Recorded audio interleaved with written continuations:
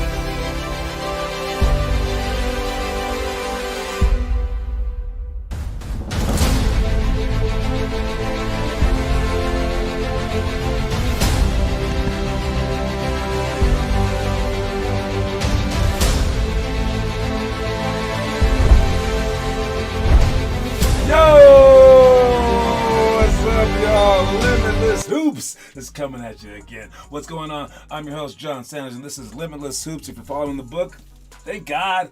I mean, you might as well. All right, if you're trying to go to the league, great. If you're trying to make it the D1 team, great. If you're trying to make varsity, awesome. If you just want to just become your best, that's good enough for me. All right, but if you're just the type who's just like, listen, I play the game and I think that the game's just fun, well then keep your butt on 2K or maybe go down to the rec center and play. Okay, all right. We don't need you elsewhere because there are some people that truly do love this game so much that it's a craft. And as their craft, they want to craft their craft, and they want to they want to become as good as they want to be. And I believe that there's room for that in this world. All right, and everyone else kind of like hampers that. If you're just coming in going, it's just a fun thing to me, then you kind of don't belong practicing with them, kind of, because you're just gonna hold them back because they're trying to express themselves. They're trying to express their passions. Right?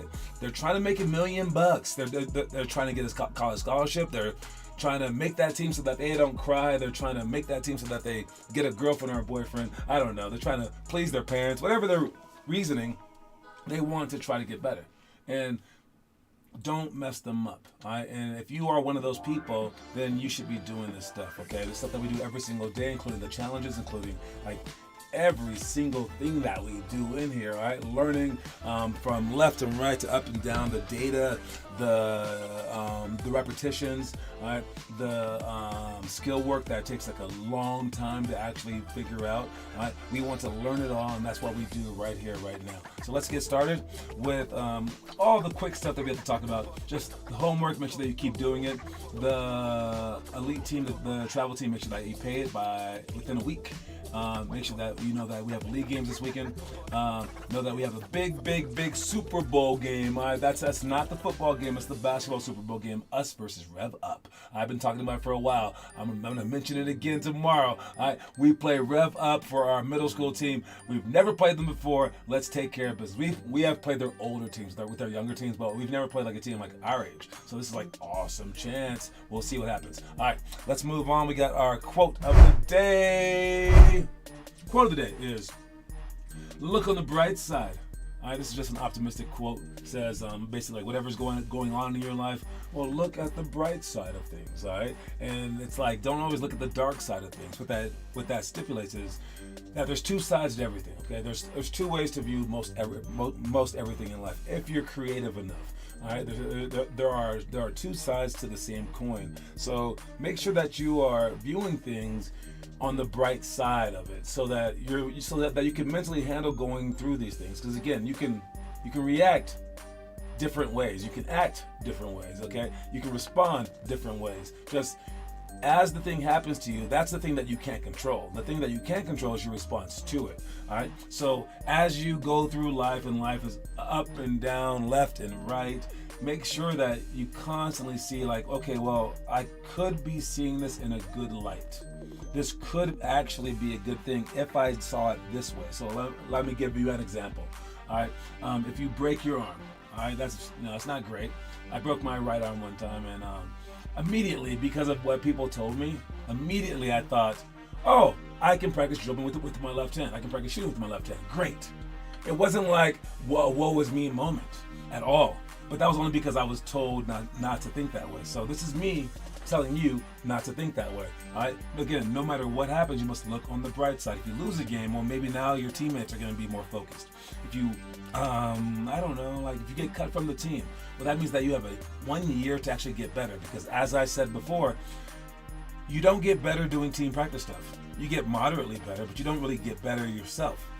And when you're doing team practice stuff, you actually will get tired.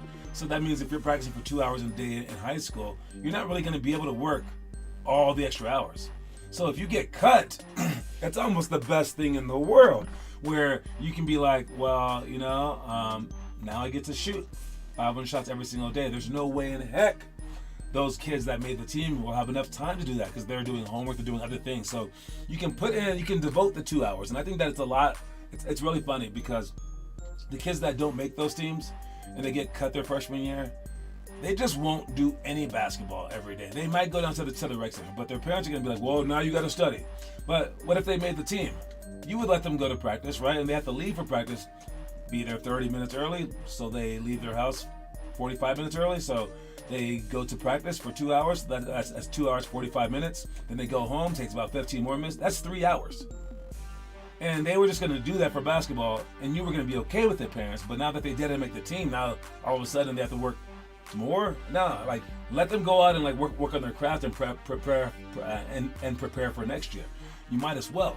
So that's when you can get better, because again, those teammates, they have all those hours. They have to go home and do homework if they're smart at all. All right, so it's like, well, now you get to step up while they're working on plays and they're working on like situational stuff, while there are other freshmen that barely beat you out are just standing on the sideline because they aren't the starters, and they're just standing there and they aren't getting better. You're working out, getting ready to be better than them by the following November. You get basically 4 straight months without them working, and you get to get ahead. So by the time that spring season rolls around, they're like, whoa, how do we miss this kid? Was he even at tryouts? And so that could be a way that you can see something dark and make it something bright. So that's the quote of the day. Look on the bright side. Let's check out the stuff that we would be doing today if we had Thursday workouts. All right, but we have open gym. I'm thinking about only doing Thursdays if we have enough for the elite team. it doesn't really make sense to do the practice stuff if we don't have the elite team. So we're gonna keep it to. We're definitely adding Tuesday because that's the shooting day, but we might skip Thursdays if enough people don't sign up for our travel team.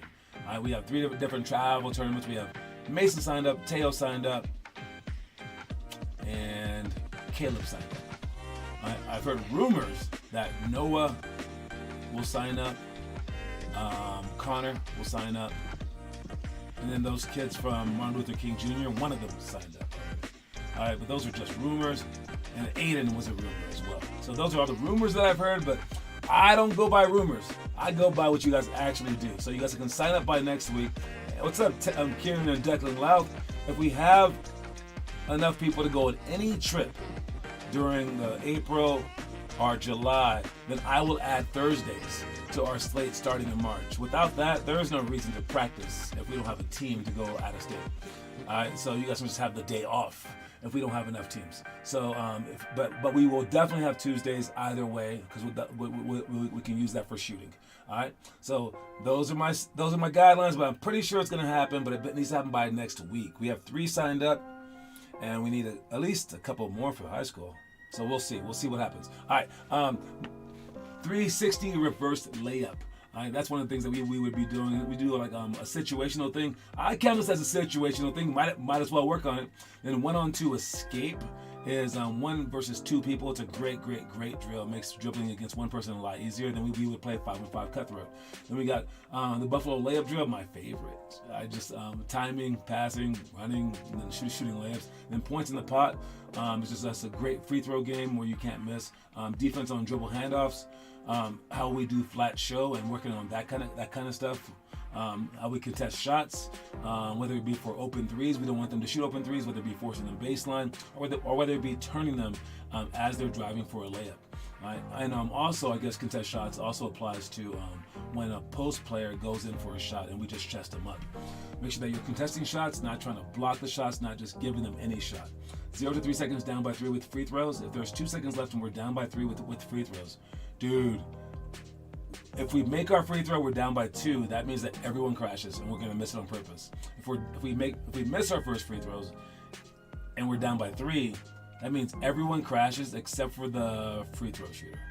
All right, I need the free throw shooter to back up and spot up so we can get that rebound and kick it out to him immediately. If he's like a horrifically bad shooter, well, I mean, he's gonna miss the free throw weird anyways. We have no chance. So maybe we might pick a different person, but just for argument's sake, the free throw shooter, shoot it back up because we want 4 people crashing as big a chance as we have to get that rebound. And then you can't dribble back out. It's less than 3 seconds. You have to pass back out to that guy, and he needs to bombs away and knock it down.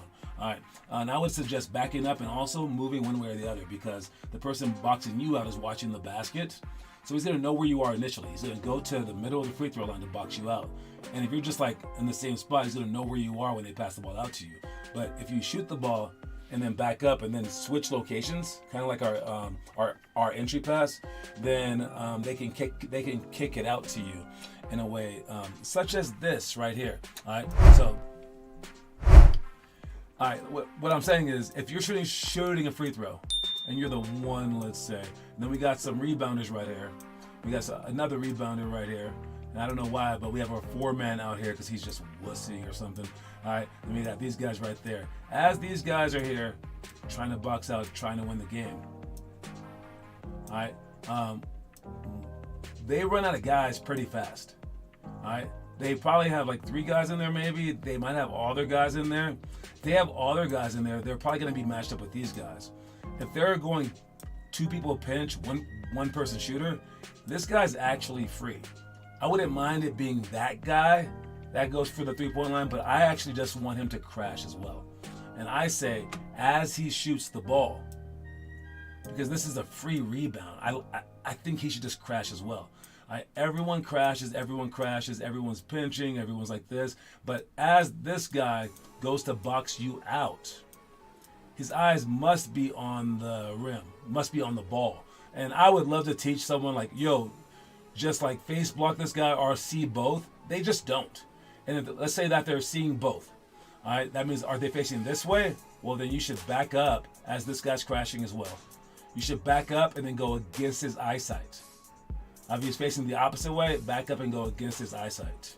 All right. So when we get at the rebound, they can look up, hit you, and then it's bombs away. You just shot a shot too, so like you're just like ready to fire it up. So I would say that this is what you should do if we need like a 2-second play. We got 2 seconds on the clock. We're down by 3. We definitely need a 3. I say crash everybody and send the free throw shooter back. All right.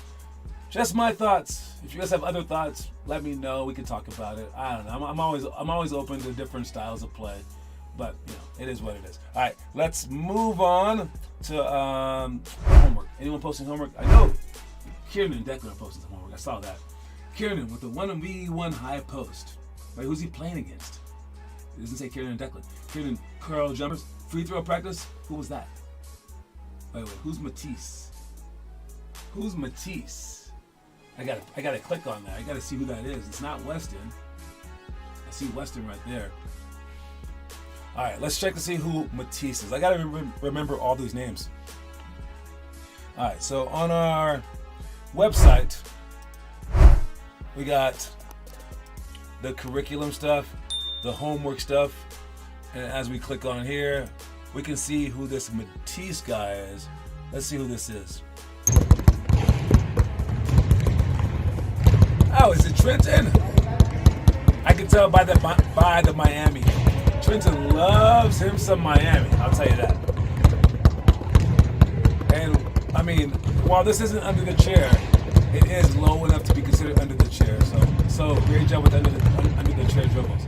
I don't know if I've ever like noticed Trenton like doing the homework. So great job to Trenton, man. That's why I didn't know who it was. Awesome job, Matisse Trenton. Is his mom's name Matisse? No, his dad's name's Michael. I don't know why he's called Matisse. Is that his middle name? Someone find that out. Why is Trenton going by Matisse? Is it Matisse Thibault? Matisse? Who's the Matisse? I don't know. I don't know. Anyways, great job with the homework, everybody. Let's check out the story of the day. Feed your coach properly to receive the attention and playing time you desire. If you follow your coach's instruction by adjusting as suggested, your coach will want to instruct you further. But if he or she feels as though you're wasting their breath, they'll eventually ignore you. So feed your coach by your actions and reap the rewards. All right, now this applies to not just your coaches, but to your parents, to your teachers, to your politicians. I mean, to everybody in your life, your friends, your girlfriends. Feed them correctly. Not just your dog. You understand your dog. You understand that if your dog brings you your slippers without biting them up, you give your dog a treat. He's more likely to do that. And if your dog eats your slippers, then I mean, you gotta be like, no. I'm not saying to hit your dog, but you put him in timeout, okay? So you must feed other people in your life the same exact way. And when it comes down to like your parents, let's say, if every single time that they let you let's say sleep in or whatever, or like stay awake at night, let's say, they let you stay awake past your bedtime, and you wake up in the morning, you just start screaming at them, and you're like the meanest kid ever. That means that they're gonna be like, yo, you can't do that anymore, right? But let's say that they let you stay awake, and you got to watch this movie until like midnight. All of a sudden, you wake up early, not even 6:45. You wake up at 6, and you're like, hello, and then you sit down and you do homework, and then you make breakfast for them. And they're like, why are you making breakfast for us? And you're like, I'm just appreciative that you allowed me to stay awake until midnight. What's going to happen next time that you want to stay awake past your bedtime? They're going to be like, well, I remember last time some pretty good stuff happened, right? So you're feeding them correctly. And as a coach, man, you get fed good stuff, you get fed bad stuff. We get hit. We definitely get hit. All right, where we'll do a kid a favor and put him in the game, and all of a sudden, he has a bad game, And he blames us. It's like, I gave you playing time, dude. You wanted playing time. Jeez, I surrounded the whole team around you. It's not my fault that you did badly. All right? Or like, I don't know, like if the coach, let's say, doesn't yell at you, he just asks you to do something, and then you don't do it. And then he asks you again, and you don't do it. Then he screams at you, and then you do it. Well, you just fed him the wrong thing. You just told him, anytime you scream at me, I'm going to do what you say. How's he going to react? What's he going to do next? Of course, you're feeding him whenever he screams at you. And whether he consciously does it or not, your relationship will be affected like that. So overall, as a coach, as a parent, as a teacher, you must, as a student, as a kid, as a player, must inspire us. All right? Don't be afraid to inspire those who are like in those positions over you, or inspire even like your friends even, because if we're inspired, we're going to want to help you out. If every single time that I like say one thing to you and you go out and like work out for 2 hours, I'm gonna be like, oh my God, let me tell him more. Oh my God, this might be the person. But if I'm like, whatever, he's gonna quit my program in a month anyways, who cares? Even someone conscious of that, I will be less likely to want to work with that kid. All right? Because I'm affected by how you guys feed me. All right? And if you guys come in enthusiastic during practice, I'm gonna be enthusiastic. If you guys come in bored, I'll be like, okay, I guess we're just running and stuff like that. Like what happened yesterday, fools. All right, but yeah, so make sure that you guys feed your coaches, feed your teachers, feed your parents, feed your friends, feed everyone in your life well. All right, and it's during the positive times. All right, and when they do negative that you don't like, tell them that. Say, I don't respond to that. And then you can forge the way that you wish to be treated. All right, so if you want to be treated a certain way, act a certain way. All right, let's check the trivia question today. All right, trivia question is brought to you by Limitless Hoops, because that's us. All right, what's the trivia question? Trivia question is, who was the youngest player to score 10,000 points in the NBA? Don't forget, the game used to be a lot easier. Just throwing that out there. All right, when they used to play, they had random dudes playing, plumbers trying to play basketball. But there's also been an influx of younger players now.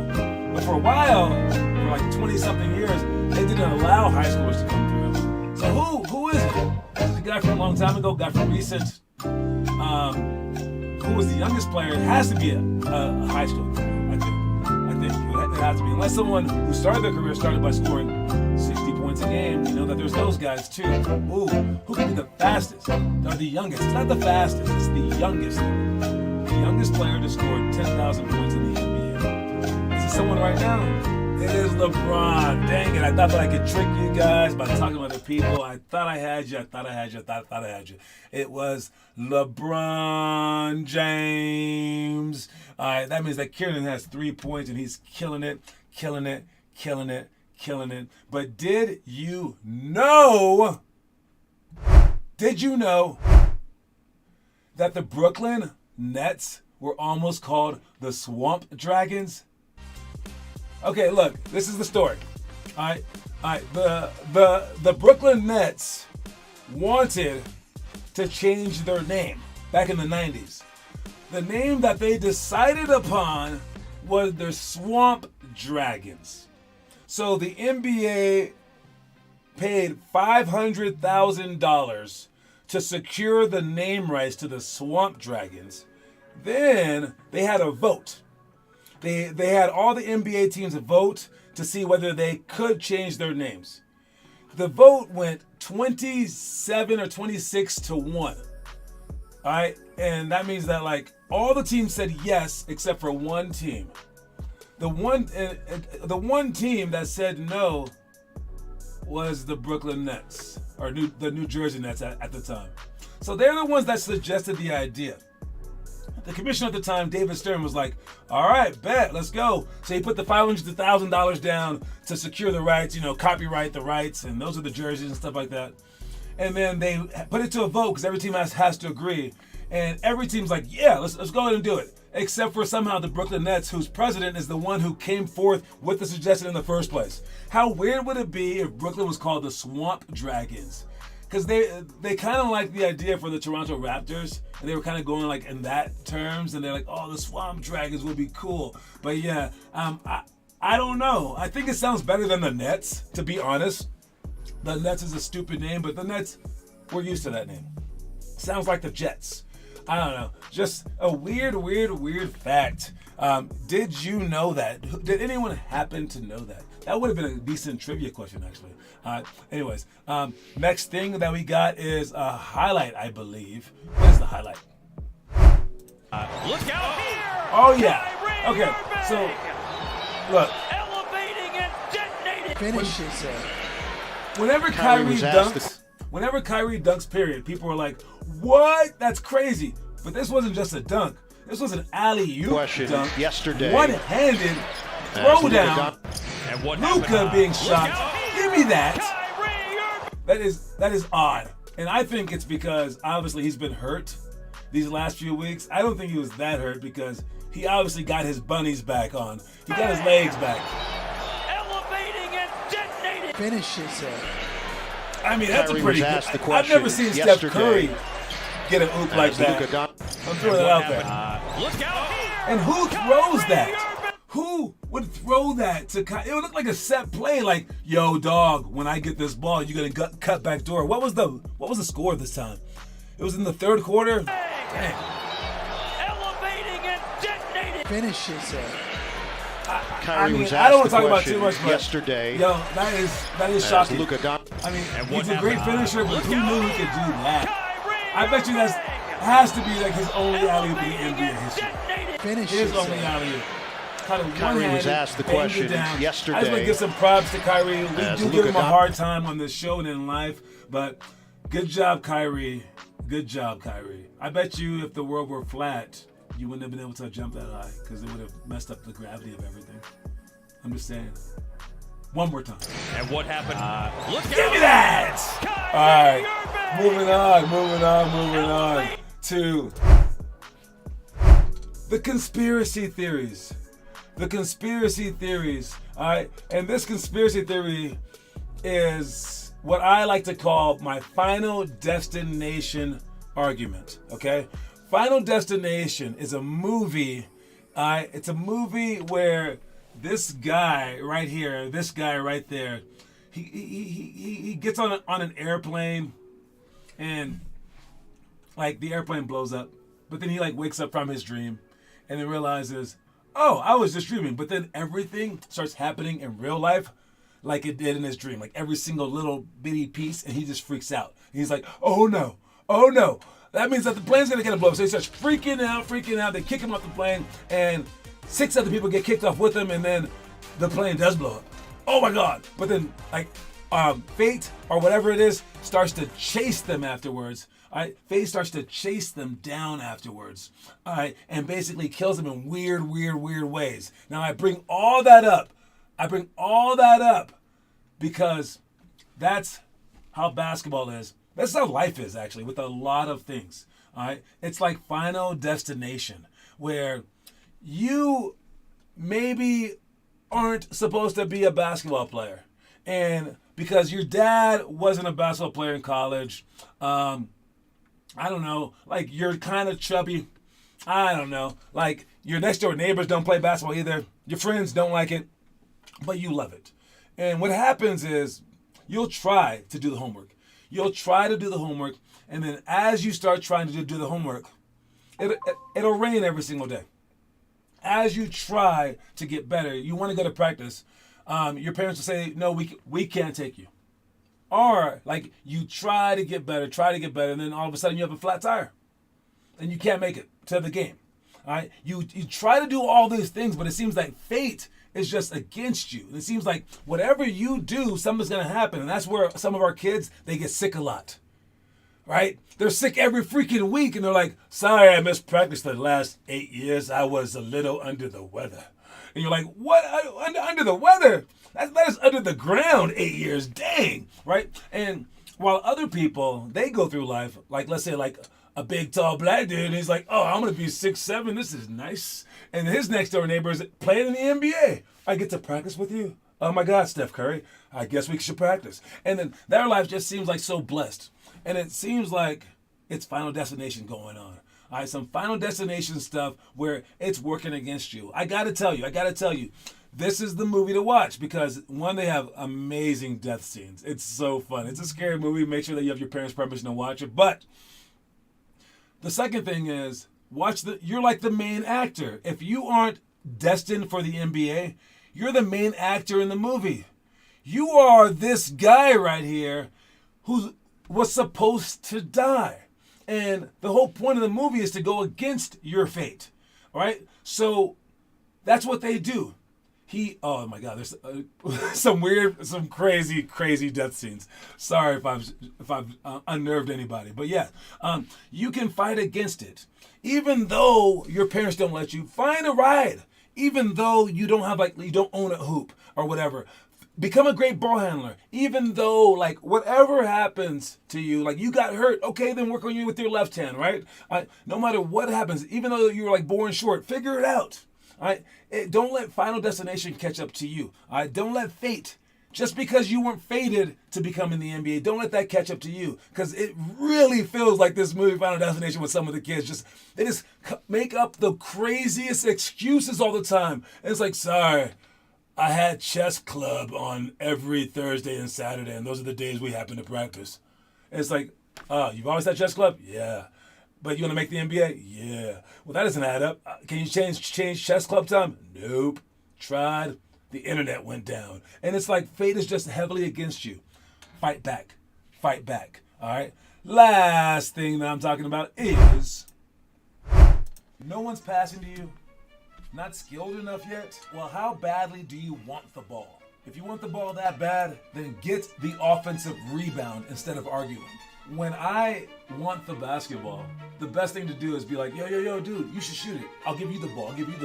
Then you speak to people's cockiness, right? If they don't pass me the ball, I don't just sit there and stay quiet. I go out of my way to get offensive rebounds because no one's passing me the rock.